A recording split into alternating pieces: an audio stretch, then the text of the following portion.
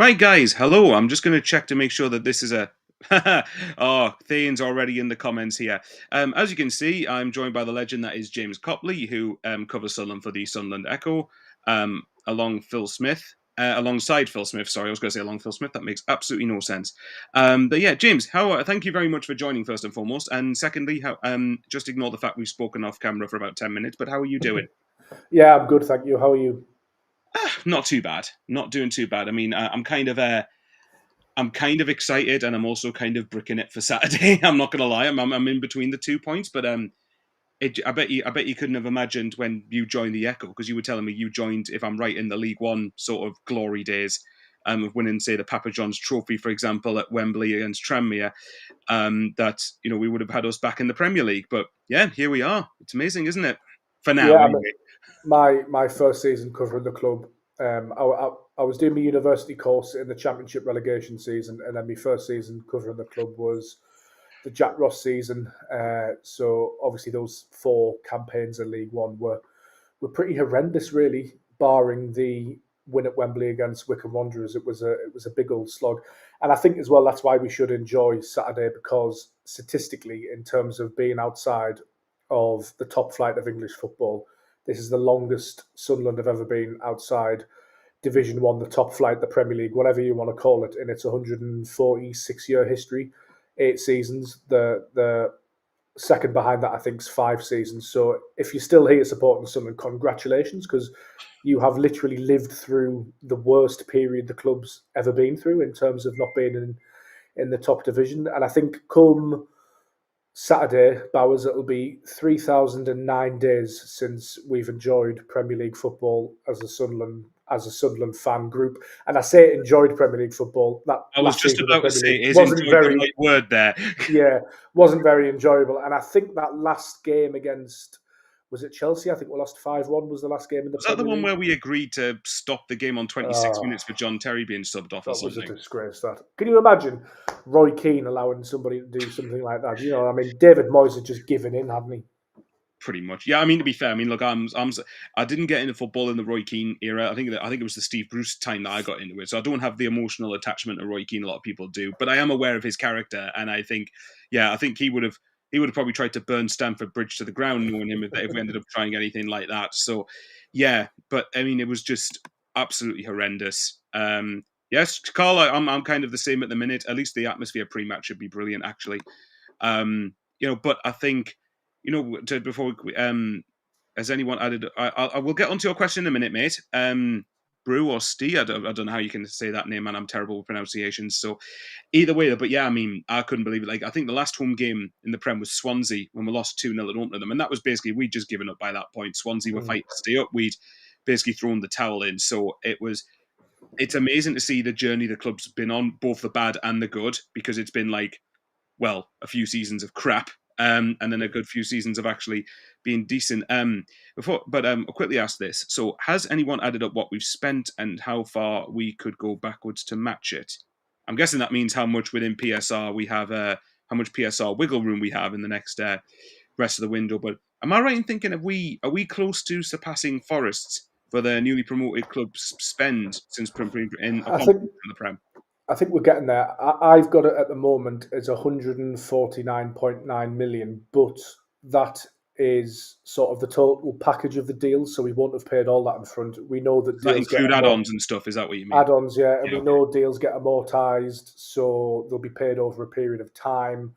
And I think when we talk about spending, we also have to talk about what we've recouped, don't we? And we got what, 33 for Joe Bellingham, Something like that. 15 or so for Tommy Watson. I think the Jack Clark sale was within that PSR window as well. PSR is a bit of a confusing one, and I I know. find it very difficult to explain. However, when I spoke to Kieran Maguire, the football finance expert, he told me before the summer window started that Sunderland could spend, in theory, 200 million if they had it in the bank to spend. And we've since sold players since then. So I think in terms of the finances, I'm not too worried. I trust the club. If there's one thing I do trust the club on, well, I trust the club on a lot of things, Yeah. but finances would definitely be one of them. I think they've handled that sort of situation pretty well since they've come in. Yeah, I think I would probably agree. I mean, I was a staggered. I mean, I don't know about you, James, but I think upon winning at Wembley, which was still to this day is still one of the best weekends of my life against Sheffield United. Never been hugged by so many sweaty men in my life, and I didn't even care about it. But if you'd said to me coming out at that point, you'll sign Granit Xhaka, you will spend around 150 million roughly, obviously including add-ons before the season begins, I frankly would have laughed in your face because I just thought, yes, we'd have to spend, but not in a million years did I think we would have the. Well, that was before I understood PSR a bit better, and I'm still not. I'm still a bit of a novice when it comes to understanding PSR. But like, I wouldn't have believed it. I don't know about you though. No, I wouldn't have believed it on what's gone previously in terms of. I mean, I've just done a little video there over on my TikTok about Wrexham about to pay Ipswich 10 Town million for Broadhead, isn't ten it? million pound for Nathan Broadhead, which I just think's mad. But my overall point is that Sunderland in the Championship, we didn't really splash the cash, did we? We did it No. sort of clever. We got loan signings, we got young players, we scouted talent from abroad. Even in League One, we managed to get the likes of Patrick Robertson and Jack Clark and become this sort of regen wonder kid rehabilitation farm, didn't we? So I didn't expect Sunderland to spend loads of money just based on how the club had been before. However, I think within the context of the big spend this summer, you've got to admit that they've had this in their head for a little while, and part of their thinking in terms of when we get to the Premier League, we can spend loads of money, is that they actually haven't overdone it in the Championship, No. which I think has actually been really, really important. It's allowed us to spend a little bit more than Burnley and Leeds, who've obviously more recently been in the Premier League. Um, you could say their squads were maybe slightly better equipped in terms of Premier League experience than ours. We've had a little bit of a gap to make up, but it's been a window beyond my wildest dreams and expectations. It's been. I mean, if you said Bowers, after Wembley, like 2 weeks later, you'd lose Joe Bellingham, you'd be sort of really upset, and you would think that that would dominate the rest of the summer, Yeah. wouldn't you? Because such a high-profile player, such a good player, such an important player, and like we've almost, I mean, speaking for myself, forgotten about him a little bit. Love him, wish him well, but like that should have been a major, major news Oh, I story that agree. dominated everything. And very quickly, we've sort of gone, all right, we've got Diarra, we've got Siddiqui, we've got Granit Xhaka. We're signing Chesmindy Talby and Simon Adingra and all of these players, and it's all very exciting. So I have been surprised, and I think that a lot of people have been surprised. Not to name drop too heavily, but I managed. I was lucky enough to do an interview with Gus Poyet um, over the past couple of days, and he's quite close with Juan Sartori, I believe. And I asked him outright. I said, "Are you surprised by this level of spend?" And he was just like, "Yeah, absolutely. I did not expect it." And I think it certainly caught me off guard. It's caught most fans off guard, and I think a lot of pundits have been quite surprised. Now that can go either way. Now it either looks like a masterstroke after five Yeah. or six games when we've got like 12 points that are looking good, or it looks really, really bad when you've got a point or nil and you're looking ahead to a really tricky group of Yeah. fixtures in over the Christmas period, thinking, "Oh my God, what we're going to do." But it's been very, very. I mean, when we left the Premier League, you didn't really get this level of like spending or this level of drama in summer transfer windows. It's a very different landscape to the one we've left. We had big transfers, obviously bringing Stephen Fletcher in, Yeah. selling Darren Bent, and Dong at the time when we brought him in was a reasonably big transfer for Sunderland. But Oh this God. level this level of spending consistently, this amount, this level of rebuild, we've just never seen anything like it, and it's been bonkers to watch it all come in, and it's been bonkers to cover it as well. I mean, there's three of us work at the Echo. Obviously, Phil Smith, you mentioned myself and Jason Jones, and Yeah. it's really hard to cover everything. It's so difficult Good because job. There's three of you then. there's just stuff going on all of the time, and it's an absolute privilege. It's brilliant. I'm not moaning for a second, but I've never seen the likes of this. When we mentioned before about me starting in League One, you'll be getting excited about the likes of Josh Scowen and stuff like that. But this is like the level of transfers, the level of business, the fees involved, the rapidity of which they seem to be coming all of the time. It's completely next level. No, absolutely, it is. I mean, the point you made about Joe Bellingham earlier, which I think is really fascinating to cover, is that that is a big story. Jude Bellingham's obviously younger brother. Joe Bellingham, look, I've got my own opinion. I'm disappointed he didn't stay for a season in the Prem, but nevertheless, I can see that going to Dortmund is not a crap move. It's a really good move for him. But at the end of the day, you've sold him, and I think that's a good example of I hate using the word the model because I think everybody's sick of hearing that now, but I have got to use it just because it's the one that comes naturally to mind. So if you look at the model, is an example of like a succession plan or planning ahead rather, that you're losing Job, and it looks like that might have been in the works. I mean, I'm just speculating here. I don't know this for definite, but it might have been in the works that we signed a new deal last summer, if I remember correctly, and and I imagine a part of that would have been he'll go after this season, but he wants to help us get to the Prem, which I commend actually because that's not as common. I think I'll skip one more season to try and help you up. And obviously getting promoted, then it's allowed us to sell him for a bigger fee and invest more in terms of PSR. Because as you rightly say, you get that money for Joe Bellingham, you've got Tommy Watson, Jack Clark. I could be wrong here, but I believe that might all be within the 24-25 PSR because Yeah, it is. Job It had to is. be registered in time for the Club World Cup with Dortmund, and obviously so Yeah. far. But you are right, we didn't go out and splash a lot of money in the Championship, really. I mean, but an example of the succession planning meant that, say, for example, when Jack Clark went, a lot of people would have probably gone, well, that's it, Sunderland won't have any chance. Lo and behold, Romain Mundle has been there for 6 months, and I do feel for him with all the hamstring injuries he's had, but that's an example of you sign Romain Mundle for what was it? I think it was around 2 million. Maybe that's including add-ons, whatever, and then you sell Clark for up to 20. It's quite incredible forward planning, and I reckon that part of this would have been we didn't spend as much in the Championship because we foresaw that if we trust ourselves to get the Premier League, we've got bigger financial scope to invest in better players.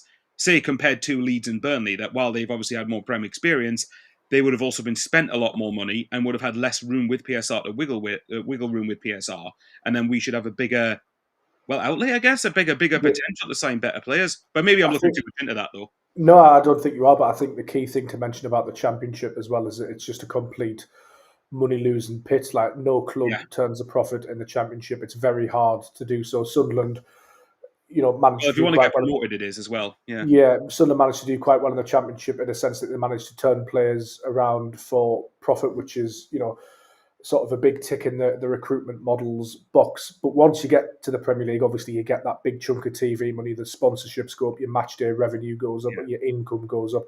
So that Premier League promotion, I think, has triggered a plan that Sunderland have had in mind for quite some time. And the 16th placed finish under Mike Dodds when we had Mick Beale and we sacked Tony Mowbray. The failure maybe to go for it in January under Mowbray when we were in the playoff positions, those things were frustrating at the time. But when you actually consider the amount of time it's taken Sunderland to get back from League One to the Premier League, it's like 4 years. It's 4 years of a 5-year plan. It's quite impressive, really. I know there were elements of it that were frustrating at the time, Of obviously, course. but you can't criticise the way they've managed to do it. What I will say is that it all hinges on a last minute Tommy Watson winner in a VAR decision at Wembley. It's like the small margins, the sliding doors moments. I mean, you look at Sheffield United and their signing Louis Barry, who I don't mind Louis Barry at all. I think he's a very good player, but you then look at the level of signing Sunderland are attracting in the Premier League, and it's a complete sliding doors moment. And Sheffield United had a good season last season, and you could argue a little bit unlucky in that playoff final in bits. I mean, I happen to think they didn't really turn up for the second half, and Sunderland did the job. But on another I agree. day, like Sheffield United could be a Premier League team, and it could be the other way around. So whilst the plan has worked, absolutely, it's the margins in football are just so crazy when you think about it. Well, it absolutely is, but at the same time, the Championship. People talk about the gap between the Premier League and the Championship, but I think there's a gap growing between parachute and non-parachute teams in the Championship. I think it's very, very hard now if you're a non-parachute club to finish in the top two. For example, I know Ipswich did it 2 seasons ago, but if and I could be right here. Could be right, could be wrong. That applies to anything, doesn't it? But I do believe that I think in the last 5 seasons in the Championship, I believe the top two, apart from Ipswich in 23-24, has been parachute payment clubs or clubs that are receiving the receiving of parachute payments. So that for Yeah, sounds me, about right. yeah, if I'm right on that, if someone could correct me in the comments if I'm wrong on Well, that. it'll be Fulham, Bournemouth, Leeds, Burnley, and I think it was then Norwich and Watford the lockdown year. Then it was Fulham, Bournemouth. uh, Then Burnley, yeah, that Sheffield United, Burnley, Leicester, Sheffield United, and then Ipswich, and obviously then Leeds, Burnley. Leeds, Burnley. So yeah, I mean that's true, though, isn't it? Yeah, so exactly. So I think that shows, by the way, just how sad my life is. That I tried to actually actively look at that, but it interests me because I've said before, last season for me was Sunderland's best chance to go up because I think this season I mean, it might. I would be surprised if teams got 100 points, but I wouldn't be surprised if 3 or 4 teams got above 90 this season because I'm talking the relegated sides. Your obvious contenders are like Southampton, Ipswich, Leicester. You got Sheffield United, who, despite their start, I still think will be right up there, or they should be. Coventry will probably be looking to be up there. Norwich, I think, will look to improve. Wrexham look like they might be giving it a go. Birmingham, Middlesbrough, West Brom, Millwall. Straight away, I'm naming half the championship there as It is a really strong yeah. division. It's so competitive. Exactly. So I would, I think, and I think a point you made actually when Bellingham was sold, and I think it's actually quite scary to think about. But you are right about the fine margins. But how different could this summer have looked if we hadn't have got promoted? And then you just Oh, think definitely. Bellingham would have gone, but you're thinking Rigg probably would have left. Neil by You're this looking point at might have you left. look Hume, Ballard, Sirkin. Trey Hume, Ballard. I think Patterson would have gone as well. Yeah, it would have been horrible. Really, it would have been a terrible summer. Exactly. So My ender clubs would have been looking at him, thinking we'll have some well, of that. exactly. So I think, look, don't get me wrong, I wouldn't have been worried about the finances, but at the same time, and maybe this is a bit of a concern to this because I'm aware we have got you for limited time, so we'll try and move on to this season. But at the same time, it's the amount of player turnover would have worried me quite Yeah, a bit because of how much yeah. you have to do in one window, not necessarily the finances. But let's get on to the current stuff. So we'll go a quick fire round with these things, and then we'll obviously go through what we feel for this coming season. Couple of bits of news. Well, 3 bits of news that happened within the last just over 12 hours, we'll say, or 24 hours. First of all, Trey Hume signed a new contract last night until 2030. Well, I suppose Trey Ogunsui, obviously on a lesser level, but still important, signed a deal till 2028. Your initial reaction to both of them? Well, not Absolutely initial, buzzing. but you know what I mean. No, I'm absolutely buzzing with the both of them. I'll start with Trey Ogunsui. He's a player that I really, really like. I've seen a lot of him at the academy. Part of my role is covering under 21s games, which I absolutely love. He's been really impressive. He can play off the left. He can play through the middle. He's pacey. He's dynamic. He can finish. His brother actually plays for the academy as well, who's tipped as a top prospect. So to tie him down, I think is really good business by the club. I learnt of Liverpool interest in him around 18 months ago. Sunderland have managed to persuade him to stay. Sunderland have a fantastic academy, and it's another vote of confidence. And it's pleasing to me. We've spoken about Sunderland's model and how that's changed coming into the Premier League. We're signing big players now, which needs to happen, but you don't want Sunderland to lose that academy focus. You don't want Sunderland to stop bringing through players into the first team, and I think Trey Ogunsui can definitely be one of the next ones, one of the next cabs off the rank. He might need a loan at some point. Yeah. He might not come in and start playing Premier League football immediately, but he's still only young, 18 years old. So I think it's brilliant that he signed a new deal. And Trey Hume, I mean, what more can you say? If ever a player summed up what it meant to play for Sunderland, it's Trey Hume. He follows on in a long line of tough tackling, imports from elsewhere in the country who just get it, don't they? Like Kevin Ball, Gary Bennett, even the likes of Phil Bardsley, John Kay, Bobby Kerr over the years. They just seem tailor-made to play for Sunderland, and he is certainly one of those players. There was a little bit of speculation that a couple of clubs in Bundesliga were going to put a £10 million bid in for him, which is ludicrous because £10 million doesn't even buy half of Trey Hume, never mind the full lot. So to get him tied down to 2030, which is another 5 years, is absolutely fantastic. I think he's definitely one of the players that can make the step up into the Premier League, and he just lives and breathes it as well. And I think he's only, 22, 23 still? And Yeah, something like that. he's an example, Bowers as well. When he first came to the club, we signed him in League One for about 250 grand, £500,000, something like that, from Linfield in Northern Ireland. And if you remember, he didn't actually play. I think he got a couple of injuries. He didn't play for Sunderland much at all in League One. And then all of a sudden in the Championship, he became this superb right back. And it just goes to show that sometimes with some players, you have to give them a little bit of a chance. Not every transfer can be an instant success. But my word, what a player he's been. And I'm looking forward to whether he can time those sliding tackles as well in the Premier League, because I think that would be my one concern, is he going to pick up a red at some point. But what a player, right back, left back, versatile, robust, doesn't miss games, plays through injuries, just absolutely delighted with that one. No, I completely agree with you. I think it's a really big statement that the club have been able to try, and not just with him, Eliza Mayenda as well. We forget about that, getting him tied down to 2030. I'd like to get the likes of Dennis Sirkin, Dan Neil, and Chris Rigg tied down to similar length contracts if we can. But I'm aware it's one thing me saying it; it's another one them being able to do it. Not that I don't have faith they can do it, but in terms of I mean, like Trey Hume, as you mentioned, I think what was it? Well, as you said, up to £500,000 from Linfield, and now with the contract he's on now, I'd be disappointed with anything below 20 million if he was to go. So I think that would be, and you could argue even I'm being quite harsh on Hume with that. But the point is, like, it's one where you're. This is another thing about how we try to do things, which is sort of protecting our assets and protecting what we can do. Because let's face fact. I mean, as I think there was a comment from Ian here that I wanted to quickly touch on before we get into this season stuff, where it says people saying we will stay up, but there was 18 points between 17th and 18th. That's 6 wins. I do get that. And I think the possibility of going down is still real. But the good thing about signing likes of the Diarras and your Siddiquis and your Talbys, your Dingras, and I know there's at least one or two more that I've missed out there. But getting these players tied down to these contracts for me is massive. And one of the James and me used to be in a group chat on Twitter, and I used to complain a lot when contracts weren't at the length that I wanted. Until we got annoyed about it and left. Yeah, pretty much. Nothing against the lads in there, but it was. But for example, like Chris Rigg. Now, for me, when we signed him for 3 years, I thought, well, could we not have got him tied down to 5? The reason I say that is because I know it's easier said than done, but because I'm trying to think a couple of years down the line rather than just the here and now. So, for example, say we get relegated and Habib Diarra has a fantastic season, right? I would be disappointed not to make a profit on him unless there's a release clause in there. And he still has 4 years left to do that, so you should be able to command a significant fee. That's where this longer term thinking comes into it for me. But I'm not going to lie, you can't argue with the fact that they have got players tied down for this season. And I know that it's obviously going to be a battle. And to move to this season, I know it's going to be a huge battle to stay up. And I'm aware that there was, 18 points between 18th and 17th last year. But there's a few caveats to that. And I want to know what you think. Because I've seen us be compared to, say, Ipswich, for example, quite a lot. Now, I'm not going to confess to know as much about our signings, but the vibe that I seem to get from a lot of our signings, a lot of fans seem to go, Sunderland are cooking, how have they managed to get him?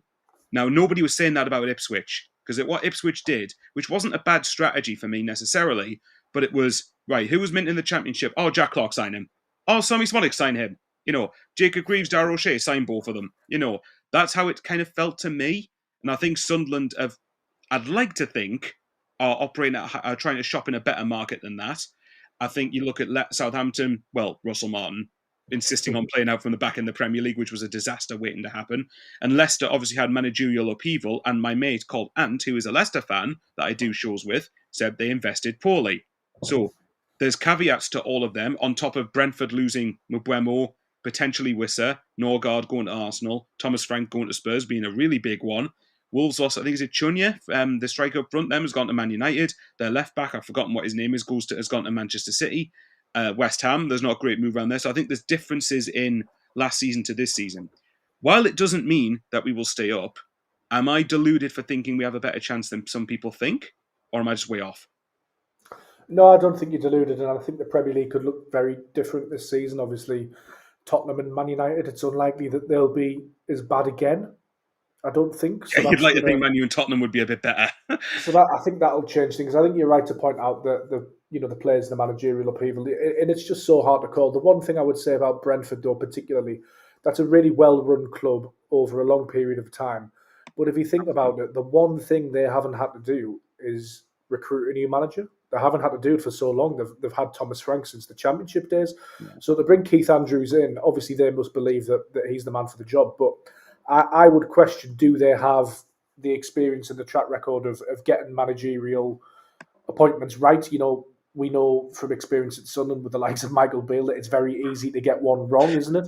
So I would sort of question that, and I'm interested to see how Brentford start, because I think if they were to get off to a bad start with, the high-profile transfer exits as well, I think there could be one. Burnley as well. I know they've bought a couple of players recently, but I look at their squad and I look at the outgoings, the way they played in the Championship. Will that translate to the Premier League? Yeah. Will they be able to score enough? Scott Parker as well as a manager who was fantastic in the Championship, historically hasn't been great in the Premier League. You could say the same about Lebris in a sense that he's inexperienced in the Premier League. So there's so many unknowns that we just don't know where they're going to go. Leeds United are a little bit of a wild card as well. They've started to bring some players in, the likes of Sean Longstaff. Is he going to be good enough?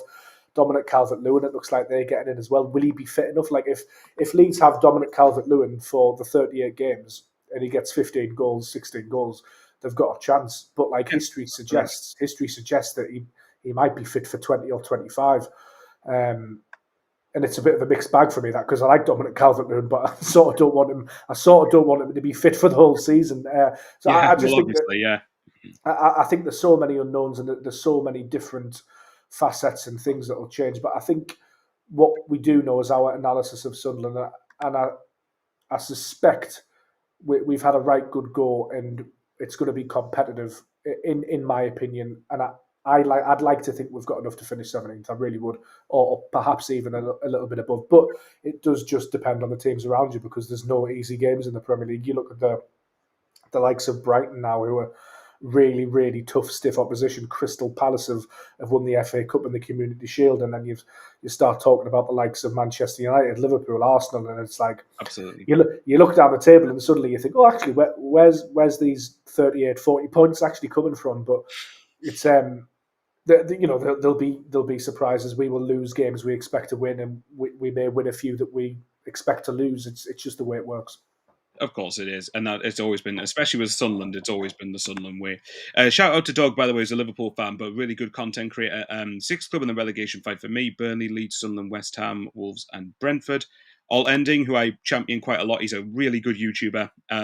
Yes, Great YouTuber. yeah, he's fantastic. Honestly, his quality of productions is His video of after the Coventry game was fantastic. The two legs of the Coventry game were really, really good and really insightful, because the noise around that game afterwards was so annoying, because it was the You whole mean how front they line. deserve to win and we were lucky? Yeah, having only had 3 shots in the whole. Yeah. Anyway, let's not get into that ancient Well, history. yeah. All I'll say quickly on that is I do think second leg they were actually pretty decent. I think, but in the first leg, I thought we tactically got the better of them completely. Over the 90 minutes, I would say they probably deserved to win that match 1-0. But obviously, that's not what the tie needed. And then in extra time, I thought we were the much better side. Absolutely. Right, we'll quickly ask this, and then we'll get into how we feel Sunderland will do, because I know you've got to head off in a few minutes. But so it's Jim. I promise we will answer this. So, who do you think is starting on Saturday against West Ham? And he means like starters from last season's squad. Shall I just give you my 11? Yeah, go for it. So I think it'll be Roofs in goal. I think it'll be Trey Hume. I think it'll be Sealt and Ballard with Ronaldo left back, although I could see Ronaldo playing centre back if Sealt's not right. Then Xhaka, Siddiqui, Habib Diarra, it's looking like, and then Adingra left, Talby right, and I think it'll be Mayender up front. Obviously, Enzo Lefebvre will probably come off the bench pretty early on in the second half, I would imagine. I think there's obviously still a few question marks over that defence, whether everybody is going to be fit, who's going to be fit, who's not going to be fit, who's going to be ready. You could see Masuaku in the new centre-back if they're ready, but I suspect they'll not be. However, we will know more at 2 o'clock, because that's when Labrisse's press conference is. Yeah, okay, fair enough then. Right, the last thing we'll touch on before you go, how do you feel Sunderland will do this season? And well, I already know the answer to this. We know each other's answer to this, but the people watching, don't know. If Sunderland are staying up, who are going down? And will Sunderland stay up, do you think? And just a disclaimer, because I did say this to you before we came, this is as of Thursday, 14th of August, 2025, when the window has got 2 weeks left and anything can still happen. So as of right now, I'm picking Burnley, Leeds and Brentford to go down.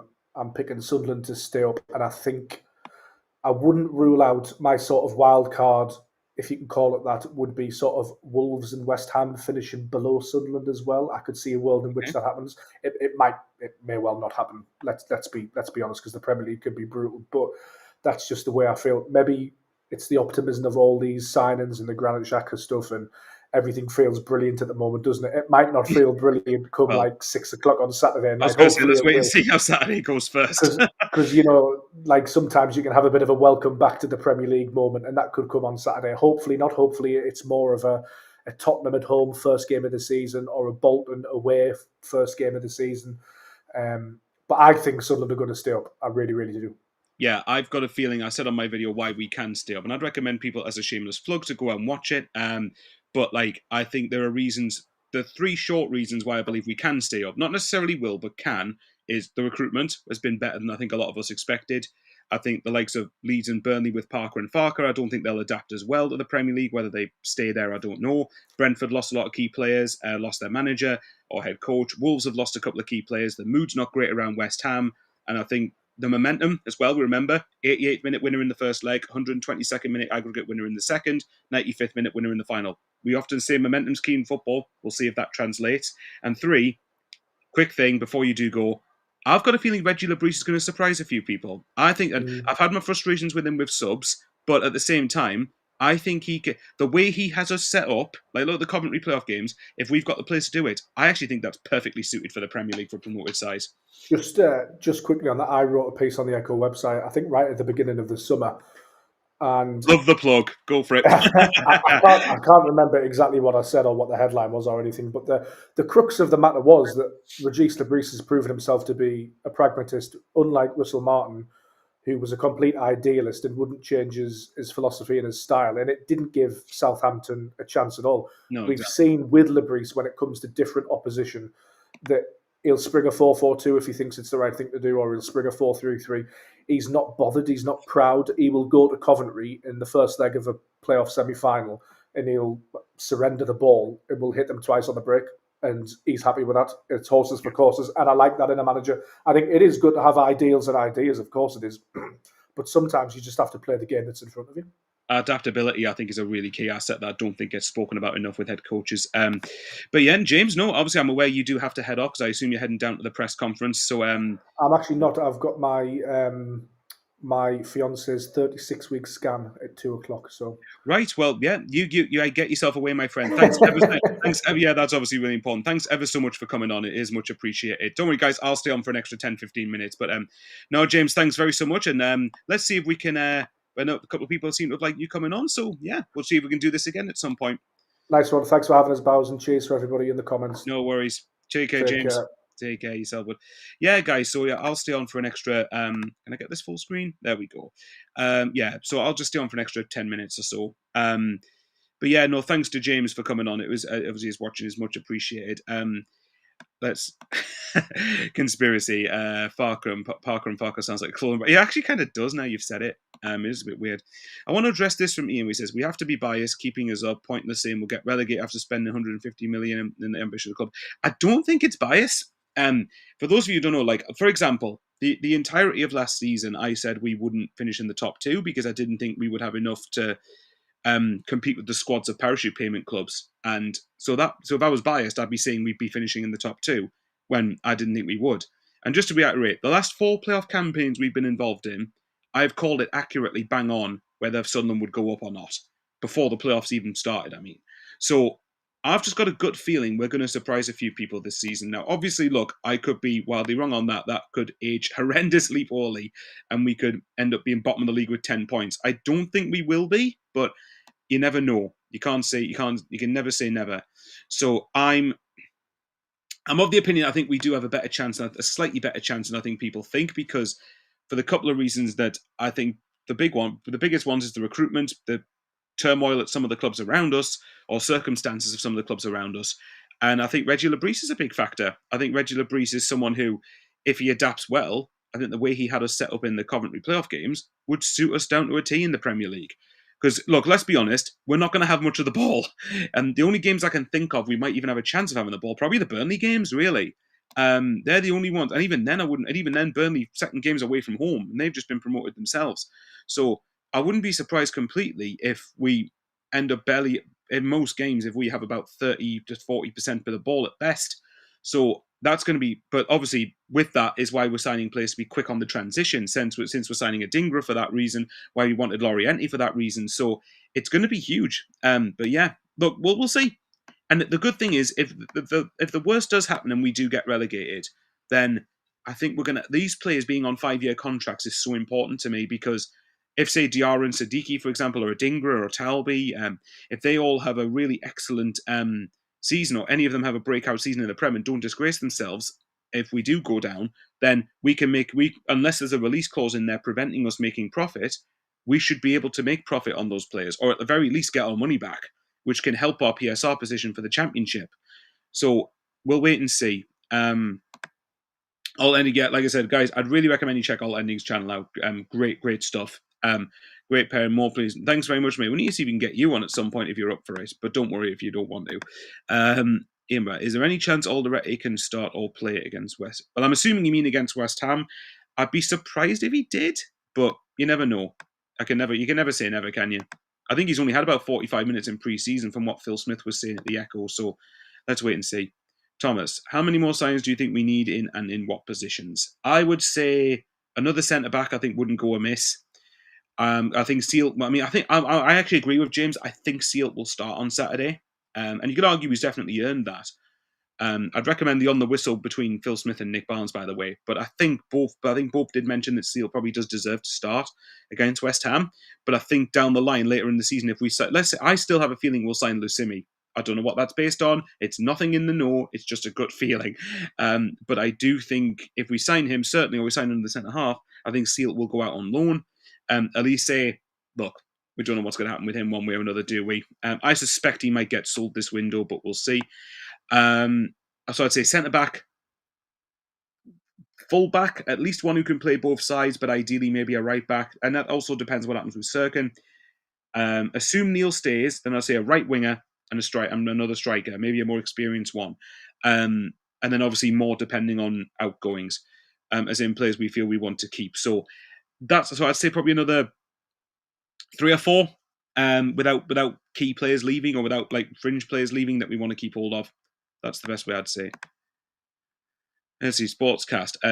You've got to think we finished 24 points behind Leeds and Burnley, though, but we have spent money on great project prospects. I think we'll finish 14th, and that's a great achievement. Yeah, I think if we finish 14th, mate, I think that would be an outstanding season for us the first year back. I think the 24 points thing does, not particularly against you, but I mean when Leeds and Burnley fans on social media mention it, because that's completely irrelevant. That you got to remember, our squad is completely different now to what it was to the one that finished that won the playoff final against Sheffield United back at the end of May. But at the same time, what you've also got to bear in mind is that we had to invest this sort of money, and also people keep forgetting this, but we sacked off the last 6 games of the season. So, we got 1 point in the final 18 available. So, for me, straight away, that heavily skews things. And a lot of people that mention the points gap don't mention that. That's why I've always said us against Sheffield United in the final was a much tighter game than what the points gap in the final table would suggest it is. And it ended up proving to be that. We beat them twice out of 3 times. Let's see, all ending. RLB plays a tight low block. This pushes opposition to wings for crosses. Roofs and Alderete good in the air to deal with this. Also pace brought on wings for super quick transition. Absolutely spot on. We have a clear game plan to survive and have bought to that. Yeah, again, I completely agree. Could not agree with you more, my friend. We can max out profits with new contract until 2030 works out well. That's another thing as well, yeah. The likes of, say, Mayenda and Hume getting tied down is massive because what did we pay for them in total? Just under $1.5 million, you would imagine, roughly, including add-ons. And now you're looking at, you should be getting about 30 million at least for the pair of them, as in combined. Obviously not 30 million each, although that'd be lovely. But obviously we don't want to sell either of them. So yeah, that's the whole point. So yeah, but yeah, no, tying players down, Ian, I think is huge. For that length of contract. Hello, Jack, my good friend Jack. He's one of the lads I'm going to Burnley with next weekend. So, touch wood, it's third time lucky for me at Burnley because I've seen a draw and I've seen a loss. So, let's see.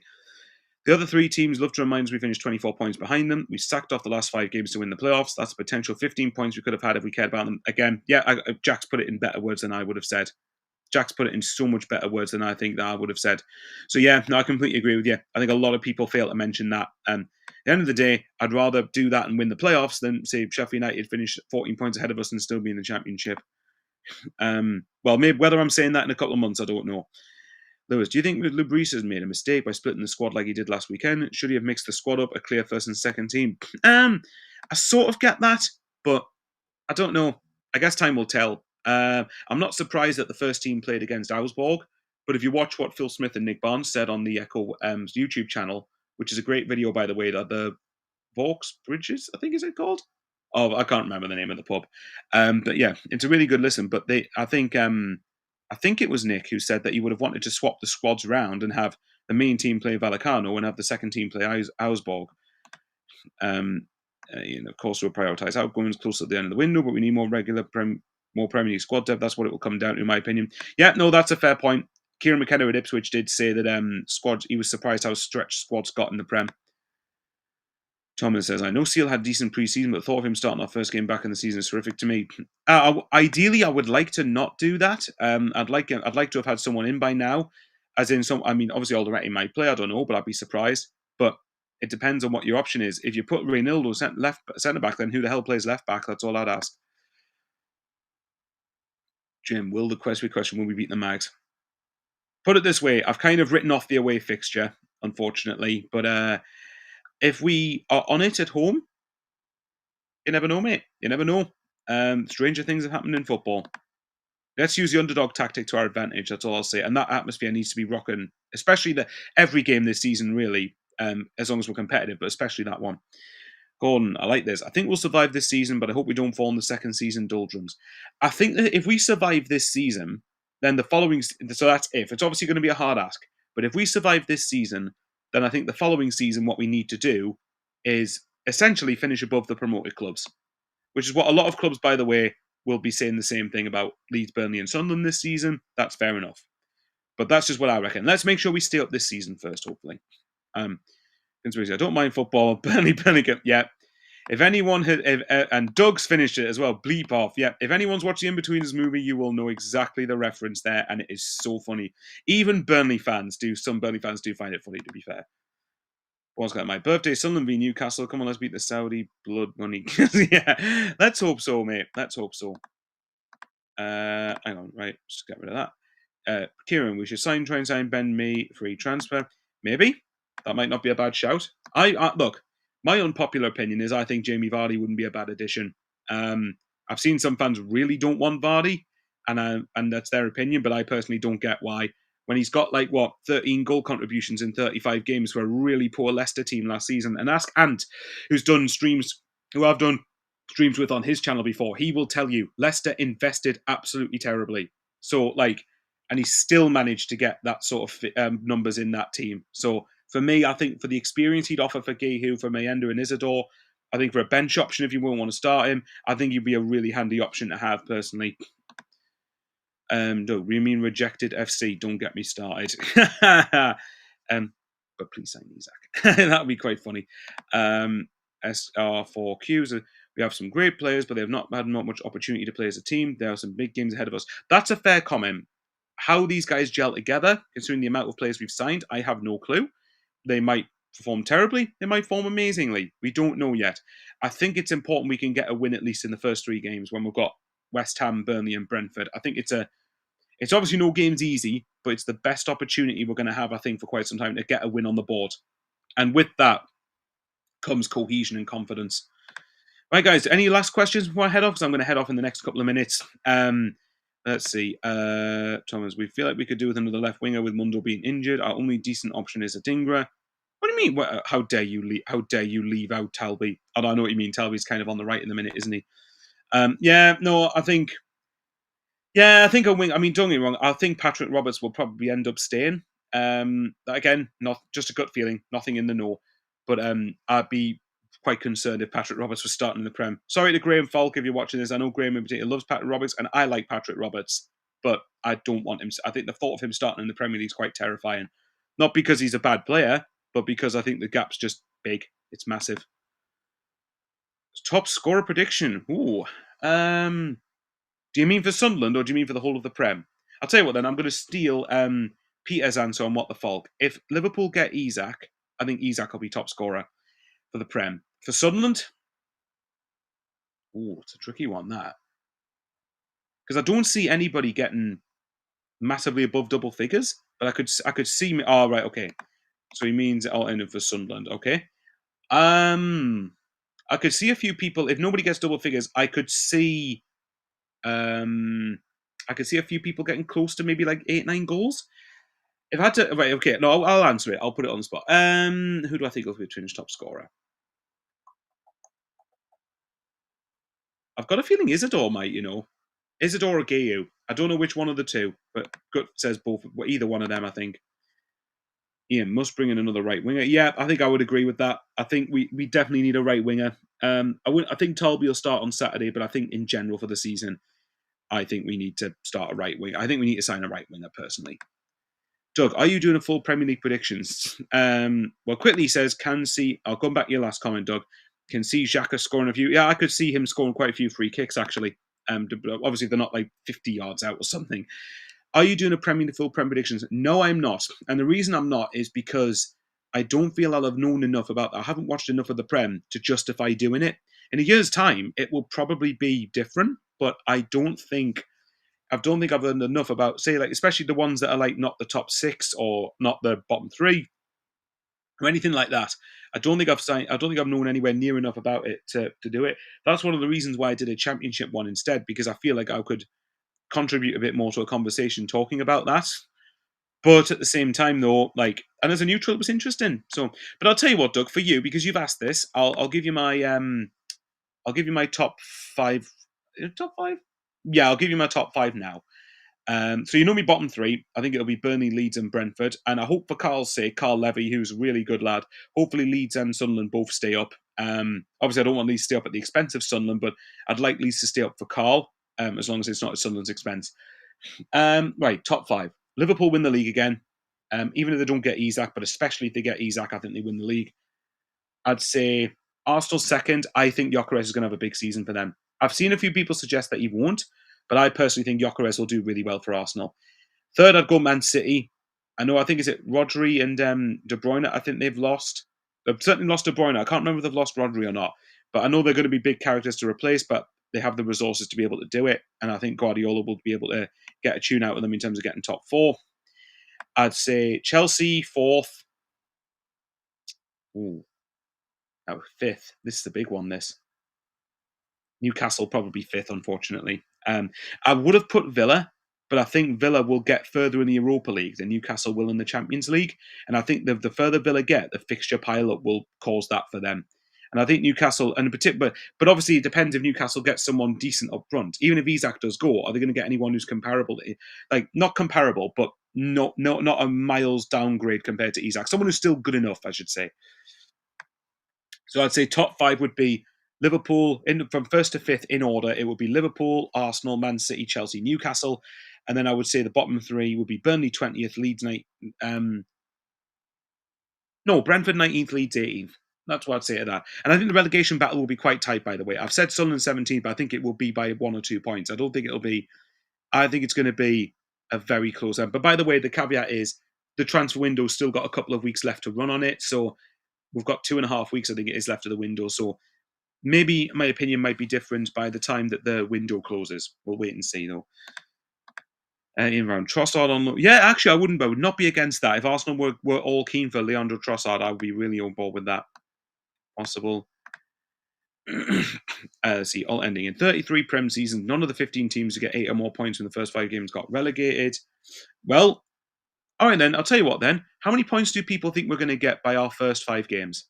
So for context, we've got West Ham at home Saturday, Burnley away the week after that, Brentford at home right before the international break, Palace away, then Villa at home. In fact, I tell you what, we'll go first 6, and we'll include Forest away in that. So till the end of September, in our first 6 games, how many points do people think we're going to get? I'd try to be realistic, not just say 18. Let's see. Etienne, nobody wants Newcastle. They may be in trouble. As a Sunderland fan, that's the hope, isn't it? But we shall see. Right, my prediction for the first 6 games. I think we'll draw 2-2 on Saturday. I've got 2-2 stuck in my head. I think we'll win 3-1 at Burnley.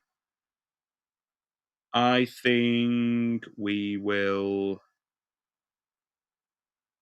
I've got a gut feeling we lose to Brentford for some reason. I'll say lose to Brentford, just throw a loss in there.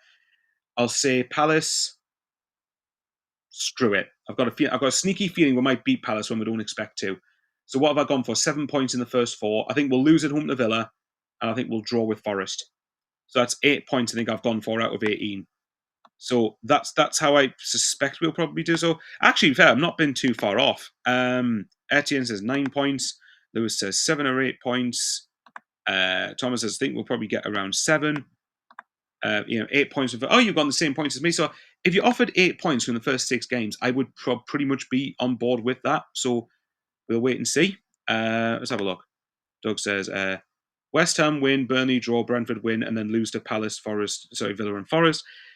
I think with Forest, Forest is the one I might slightly disagree with on, because I think that point when we play them, whether it gets moved to the Sunday or not, Forest play the Europa League, and I believe that's the week in the lead up to the Forest Sunderland game. So I think we might get something out of it because of that. I think, but Palace and Villa, I think it's fair shouts. Palace is just a wild card sort of thing, but really, I expect to lose at Palace, or certainly not win, and I think we'll definitely lose at home to Villa. But yeah, if you give us that, if you gave us that for, I like that, Doug. But to be fair, like if you offered me that results in the first month, winning the 2 home games and drawn with Burnley, I'd take that. But yeah, we'll wait and see. Ian Brown says, must start fast start to keep morale high. Yep, hopefully. But like I said earlier, when James was still on, the momentum I think could be massive in that the way we won in the way that we won the games, like 88th minute winner, 122nd minute aggregate winner, 95th minute winner. If you can't get momentum from that, then when are you going to get momentum? That is a shout. I assume he means about Forest with the Europa League. Lewis, I think Sunderland have got the best chance of a promoted side staying up in years and years. Yeah, we'll wait and see. Jim, wish I had your positivity. Like I keep saying, mate, I consider myself balanced as opposed to being like I hate the phrase happy clapper. I absolutely detest it.